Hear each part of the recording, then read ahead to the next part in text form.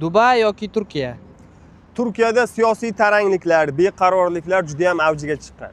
Natijada davlatning iqtisodiyoti ham orqaga ketyapti. Ayniqsa milliy valyuta lira kundan kunga qadrini yo'qotadi. Dubayda esa hukumatda amirlik oilasi boshqaradi. Bu yerga ko'chmas mulkka investitsiya qilish ancha barqaror hisoblanadi. Dubay yoki Rossiya? Rossiyada ayniqsa oilaviy yashash juda ham qiyin.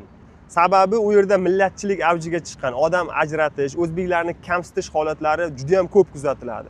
Shu sababli Dubay ancha yaxshi. Sababi bu yerda 200 dan ortiq millat vakillari tinch totuvlikda yashashadi. Dubay yoki Gruziya? Gruziya yaxshi o'sib borayotgan market hisoblanadi, lekin hali dunyoga ko'p tanilmagan.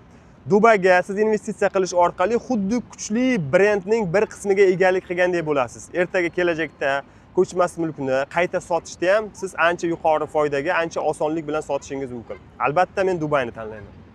Dubay yoki O'zbekiston? O'zbekiston albatta meni vatanim. O'zbekistondagi bitta tuprog'ini ham Dubayga almashmayman. Qolaversa O'zbekistonda quruvchi kompaniyalar hech qachon odamlarni aldab, pulini olib, uxlatib ketmaydi. Shu sababli albatta Dubayni tanlayman.